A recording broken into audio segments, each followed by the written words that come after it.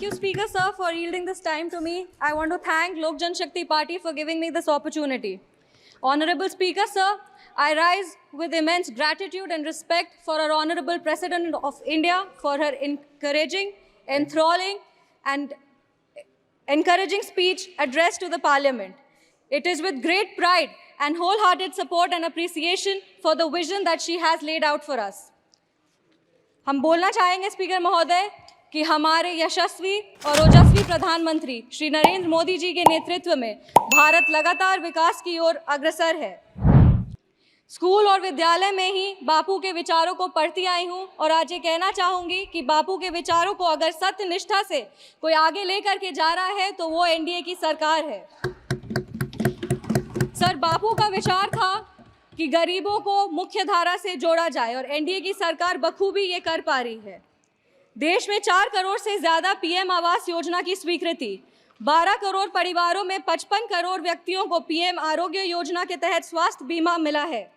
25 करोड़ लोगों को multi dimensional poverty के बाहर लाया गया है सर, और 80 करोड़ आबादी को पीएम गरीब कल्याण अन्न योजना के तहत लाभ लगातार मिल रहा है। एनडीए की सरकार ने बिना धर्म जात पूछे गरीबों का उत्थान किया है और उत्थान के लिए लगातार काम कर रही है।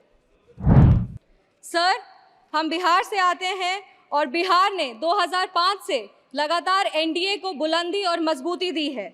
बिहार में एक नेता, नियत, नेतृत्व और कड़ी निष्ठा से एनडीए बिहार को उसका गौरव और एक नया कीर्तिमान वहाँ पे विकास का गढ़ रहा है। हमारे पार्टी के नेता श्रद्धेय रामविलास पासवान जी ने लगातार बाबा साहब भीमराव अंबेडकर के पद चिन्हों पर चलकर दलित, शोषित और वंचित वर्गों को आगे बढ़ाया है।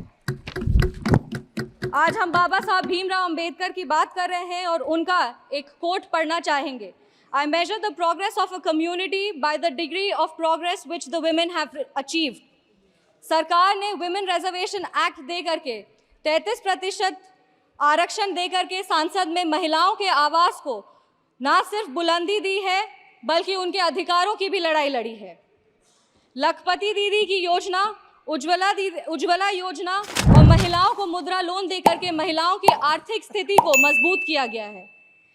अगर आज हम आर्थिक स्थिति की बात कर रहे हैं तो हमें अर्थव्यवस्था की भी बात करनी चाहिए और देश आज विश्व की 5वीं सबसे बड़ी अर्थव्यवस्था है और 2047 तक विश्व की 3री सबसे बड़ी अर्थव्यवस्था होगी।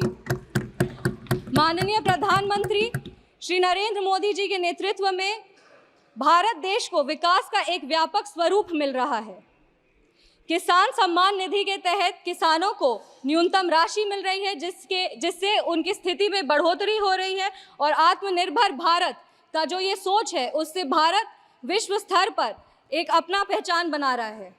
अगर हम विश्व स्तर की बात करें तो G20 के न्यू दिल्ली डिक्लेरेशन में 100% ग्लोबल कंसेंसस के साथ भारत आज एक विश्व मित्र के रूप में स्थापित हो रहा है। ऑनरेबल स्पीकर सर एक युवा हैं और युवाओं का प्रतिनिधित्व कर रहे हैं। हम कहना चाहेंगे कि एनडीए की सरकार में the youth is being equipped with necessary skills and knowledge to face global challenges with initiatives like Skill India, Digital India and Startup India.